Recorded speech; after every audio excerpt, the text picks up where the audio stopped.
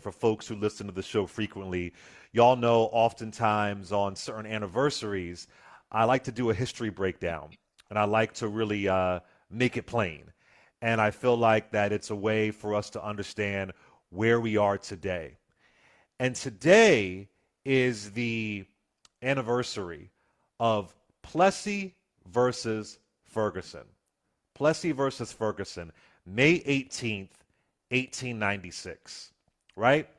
And this is basically the doctrine that solidifies separate but equal. So I want to talk about this, and I wanted to have Keith on because Keith actually took a critical race theory in college under Derek Bell, correct, Keith? In When you law school. in law school, yeah, yeah, and we all know critical race theory is a graduate course, a law course, and all that good stuff. But this is one of the things you might learn in a critical race theory class about Plessy versus Ferguson. So Keith, let's uh let's talk about this. Let me break this down, and then jump in whenever you want. And I want to get your overall analysis. Plessy versus Ferguson. So his name is Homer Plessy. Homer Plessy. That's what Plessy versus Ferguson is named after. Homer Plessy, a black man who refused to give up his seat when he was sitting in a train car in Louisiana. Let me break this down for y'all. All right, so a lot of folks may not know, post the Civil War, Louisiana was an interesting place. They had a lot of, I don't want to say a lot, but they had a good amount of racial integration. PBS Pinchback writes Louisiana's first state's civil rights laws. Black men can vote in Louisiana, quote unquote, if they pay a poll tax. There's some interesting integration, partly because of the influence of Creoles and Haiti and all that good stuff. So it's an interesting space. I would argue it's different than a Mississippi or a Georgia. Louisiana was very integrated, if you will, and they also have public education where you would have blacks and whites, not in all areas of the state, but in the same schools, right? So 1877 happens. I know you know what that is, Keith. It's the horrific, if you want to call it a compromise of 1877, where in order to let the GOP candidate win, and of course back then the Republican Party was the party of alleged civil rights, there was a contested election. I think South Carolina, Georgia, and Louisiana. Those three states were contested, and the Democrat, was it Tilden, Keith? Was it Tilden? Yes. The Democrat says, okay, we'll let y'all win if y'all leave the Negro problem to the South. The Negro problem to the South. And that allows Rutherford Hayes to win, right? So what that means is that federal troops are removed from the South because they needed federal troops down there to stop crazy white people and their white terrorism from burning down and ravaging black communities. And I want to also say, even with the federal troops down there, horrific things still happen, right? And also, President Grant, we like President Grant, but during his last term, he was refusing to send extra troops down to Mississippi. I mean, it was just getting really crazy. So these good white folks, they want to retake control over the South. And they're basically all former Confederates, right? And so they want to get their stronghold again. And part of the effed up thing about Reconstruction is that the plan to forgive former Confederates, which begins with Abraham Lincoln and goes on with President Andrew Johnson, that is the way that this Reconstruction, this repair, these reparations are really unraveled, because even before Lincoln dies, he's all about, the 10% plan, forgive former Confederates, let's just unite this country, even though they end up being the losers. All right. So this is when you really began to see things unravel in Louisiana after 1877, because you see that they're kicking out black elected officials, they're putting in former Confederates, and they're retaking control over the South. 1890 hits, and Louisiana puts in this 1890 Separate Car Act, which, as you can imagine, it requires blacks and whites to be on separate train cars. In case some of our young folks out there may not know, this was really the only way to travel. You needed to be in train cars. It was the main way of traveling. Now, some railroad companies didn't really like this, not because they cared about black folks, but they were angry. They had to build more train cars to give space for these white folks and put black folks somewhere else. So economically, it didn't make a lot of sense. But as we all know, even today, whether or not white supremacy is economic, like how you see with immigrants, doesn't really matter because I want my white supremacy to just stand strong. So the great thing about this story is that people think like they think with the Montgomery bus boycott. People think that it was random, but it wasn't. There was activists in Louisiana planning. They saw this 1890 separate car act, so they said, you know what? We got to fight back against this. We got to fight back against this. So they begin to plan, and I believe it was called the Committee of Citizens. These are black folks in Louisiana who are planning to say, you know what? We have to get a court case. Because sadly, black folks had to really rely on the courts to ensure that their rights were protected. The 13th, 14th, 15th Amendment, and so on. And they felt like it was unconstitutional. So they began planning, doing all that they can do to say, how can we challenge this? How can we get somebody to get arrested so we can take this to the courts? So again, this wasn't just one guy got upset and said, don't kick me off this train car. It was actual planning and strategy. So the Committee of Citizens, they bring an attorney on. And originally they say, well, get a woman to get arrested because the courts might have more sympathy for a woman. Because the idea is to abolish this separate car act because they felt like it was unconstitutional. But then, they don't care about black women. That ain't going to work. So an attorney says, you need to get, and I'm paraphrasing here, obviously I wasn't there, you need to get a white passing black man. A black man that looks white. Because then that will require the state of Louisiana to define race. What is race if you have a black man who looks white? That'll put them in a weird space. How are you going to define it? How do you know who's on the train car? This could be a white person on the train car who's really black. Now, folks out there listening, that might sound confusing to you. Well, like, how could you be white passing and still be black? Well, in Louisiana, there's a lot of, like I said before, a lot of integration and so on.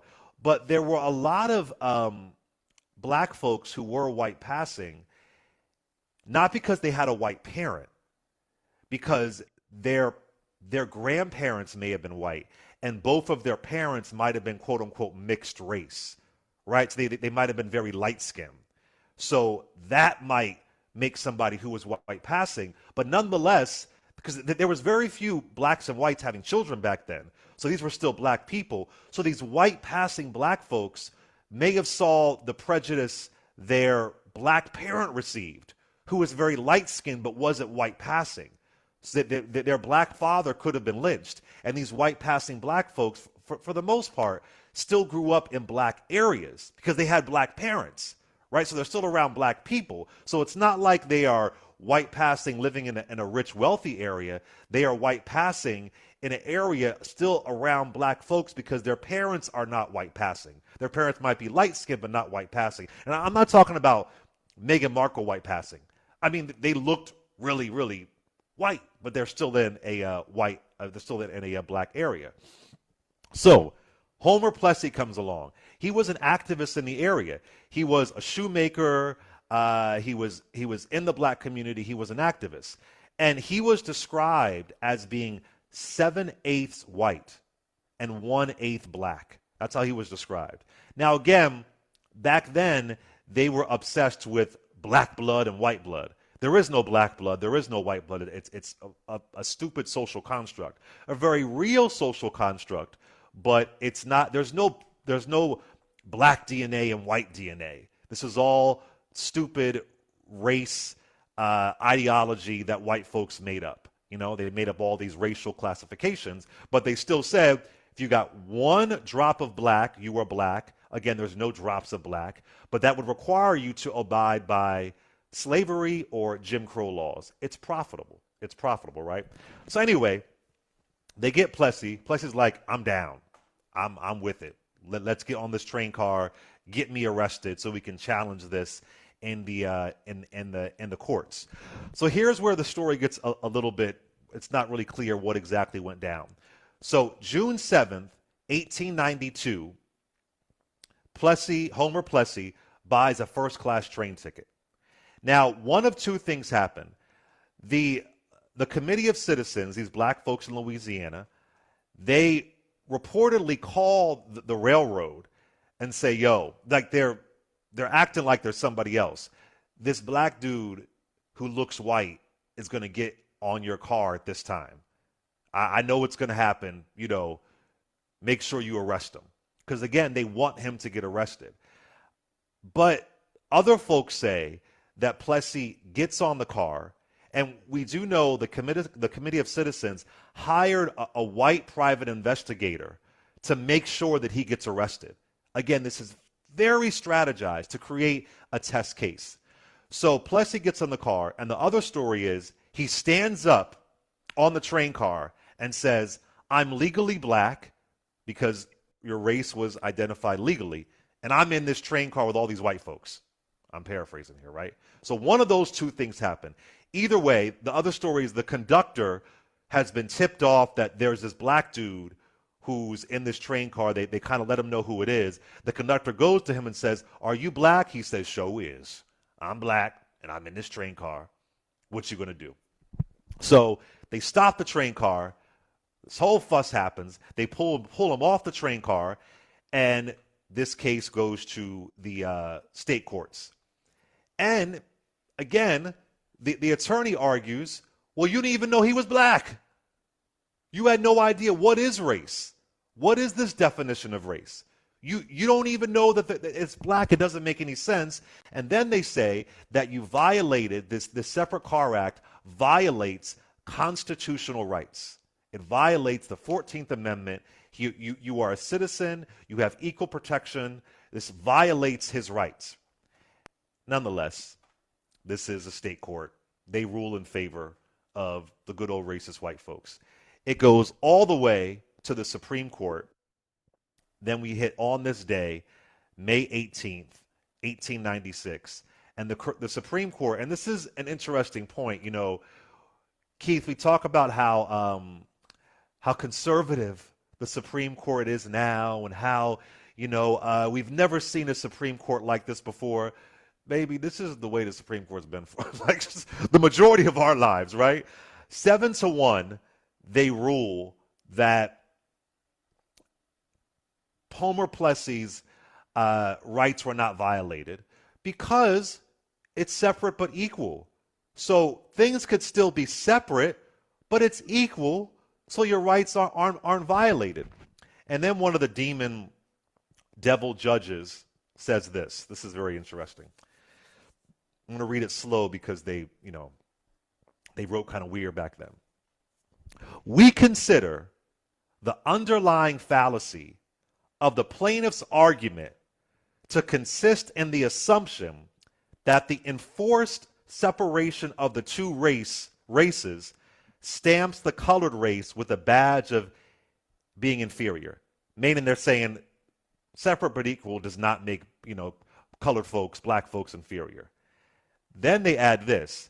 If this be so, it is not by reason of anything found in the act, but solely because the colored race chooses to put that construction on it. So saying, well, if y'all are considered inferior, it's your fault. It's your fault. Get over it. So this happens in 1896. And I want to also point out, this happens about 6 months after Booker T. Washington's famous Atlanta Compromise speech, where he supports segregation and says that we have to be separate like the five fingers. And that speech got a lot of controversy because they said, here is a black man, very much what we see with black GOP folks today, advocating for white supremacy, and he provides them cover. Then about 6 or so months later, this happens. And this solidifies Jim Crow. And it basically codifies Jim Crow into law. And with Brown versus Board of Education, it is a dent in Plessy versus Ferguson. Then the 1964 Civil Rights Act basically ends Plessy versus Ferguson altogether. But it's important to point out that although Plessy versus Ferguson, it didn't happen the way Homer Plessy and the activists wanted, it was a test case. It was strategy. And you would see this strategy used over and over again. Even Brown versus Board of Education, they were bringing test cases up to try to get this to the high court. Even same-sex marriage, it was a test case. So they literally were using the average everyday citizen with a test case as strategy to see to it that we can change policy, that we can make things equal, not under segregation, but under being able to live your life as a free person. So it's a really crucial moment in the history of black folks and in the history of courts. Homer Plessy passes away in the 1920s. The shoemaking industry kind of falls apart, but he is a crucial part in black history and in a way to look at this construction of race and how they were using it back then and how it was insidious. It wasn't even profitable when you look at the railroads, but they took it all the way, and the courts upheld it. So yeah, that's what happened on this day that Jim Crow is solidified with Plessy versus Ferguson. Keith, your thoughts? Break it down for us. Yeah, we have a history of slavery in this country. It goes back to 1526 at least, when the first Africans revolted against their enslavers in South Carolina. That continues until 1865 with the end of the Civil War. After the Civil War, we no longer have a Republican president in Abraham Lincoln. Andrew Johnson, his successor, is a Democrat from Tennessee who doesn't agree with a lot of the integrationist policies, and he rescinds some of those policies, including the work of the Freedmen's Bureau, and he tries to stop Reconstruction. He vetoes civil rights bills, and he provides amnesty. He gives amnesty to the Confederates who fought against the Union. And this is a part of the larger pattern, Clay, which you've demonstrated, the pattern of our country's history of placing the sympathies of white feelings over the need for Black justice. Repeatedly, time after time, the country makes a decision that it's more invested in protecting and preserving the Union, meaning good white people getting along with each other, than it is in protecting justice for Black people. So we have this Reconstruction era period for 12 years that you mentioned. It ends in 1877 with the compromise that makes Rutherford B. Hayes the president, as you acknowledged. And what people don't realize is that even some of the Republican legislation that was passed during that Reconstruction period, for example, the Civil Rights Act of 1875, was overturned by the U.S. Supreme Court, which was dominated by the Republican appointees. I tried to tell him, Keith. Yeah, so this whole history that these modern day Republicans say that they're the party of Lincoln, and yeah, well, Lincoln did a few good things. He fought a civil war, he preserved the Union, he signed the Emancipation Proclamation, he pushed for the 13th Amendment, all good things. But you know what? His party did a lot of things afterwards that weren't quite so good, and they appointed people, including the Republican appointed Supreme Court justice, who overturned the civil rights laws in the 1800s. So when we get to 1896 with the Plessy versus Ferguson case, it's not at all surprising this is going to happen, because we've seen this pattern, as you mentioned, after Reconstruction, where all those Black elected officials you talked about who've been elected, the HMS Pinchback and others in throughout the South, hundreds and hundreds of Black elected officials elected in the 12 years of Reconstruction, suddenly they start to dwindle in numbers. And by the time you reach 1901, there are no Black members in Congress at all, including none in the South, in places like South Carolina, which is almost majority Black. None whatsoever, because there is a consistent and persistent effort to eliminate them and eliminate their rights, to run them out of town, essentially, as was literally the case in Wilmington with the insurrection there in 1898. So what Plessy does essentially is it creates this fabricated logic that somehow, if you just separate people, that doesn't make them unequal. That as you said before, it's just in their heads that black people are just assuming, making this up in their minds. Now, when you get to the 1950s, in 1954, the irony is that yesterday was the anniversary of the Brown versus Board of Education decision, May 17th, Exactly. 1954. Today is the anniversary of the Plessy decision, which Brown overturned, May 18th, 1896. So you have this whole period in American history where for decades, Black people are officially, even after the Civil War amendments, the Reconstruction amendments, Black people were officially enshrined in the second-class citizenship status. And it only begins to break a bit when you have these Supreme Court cases like Sweat v. Painter and Brown v. Board, which had to have a follow-up case to Brown versus Board of Education too. And what Brown did is it said that separate but equal is inherently unconstitutional, that you can't look at the separation of these races, and it was a unanimous decision in Brown. You can't look at the separation of these races and say that somehow that one group is just choosing to pretend to be offended. The irony too, though, for a lot of people who say that, well, you have to look at things back at the standards of the time, and you can't sort of evaluate people as bad or good based on what they did or didn't do in the past, in the 19th century. There were people in the 19th century who knew better. Justice Even Harlan and white his people. white Even people white and people. black people, yes. Yeah. It shouldn't just be black people who know these things, but white people. Justice Harlan, in his dissenting opinion in 1896 in the Plessy case, specifically condemns this decision. Yes. And so he's the only one who does it, the only person Only one. who does it. So this history it's a history that people like Ron DeSantis and Greg Abbott and Republicans who are all across the country today trying to whitewash the past don't want to acknowledge. And they think that America was just some sort of perfect, shining city on a hill that was always inclusive, or they want people to think that they know better. They know it's not true. And anybody who dares to dig up the truth about this and talk about it is a problem maker, is a troublemaker. And those are the people who they want to have banned from schools or banned from books, or they want that type of instruction removed from the classroom. This is what's so dangerous about the history of our country is that, I think I've told you about this before in even different contexts. Remember when Condoleezza Rice and Jon Stewart and Hillary Clinton did a session together a few months ago, or was it last year? I remember vividly. Condoleezza Rice made a comment that democratic countries don't invade each other. Democratic countries don't use weapons of mass destruction. And I was thinking, has she not lived? She's the United States Secretary of State. Does she not realize that our democratic country invaded more countries in the 20th century than almost any other country on the planet?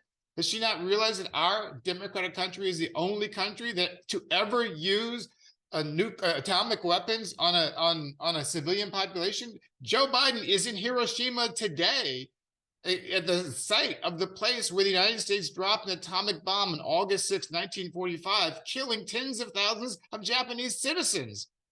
Our country, Nobody the called her democratic out. country, did that. And nobody corrected her, Keith. Nobody corrected her when she made that statement. It's astounding. We invaded, just under her watch, we invaded Iraq. Our democratic country invaded another country that did not attack us. It's just, I just wish that a lot of these white people out there and these conservative black people out there who are so caught up in this whole sort of patriotism of America as a shining city on a hill need to really wake up and read their history. A lot of the stuff we've been taught is false. As Donald Trump would say, it's fake news. And if it makes you feel better to believe a lie, go ahead and believe the lie, but it's still not true.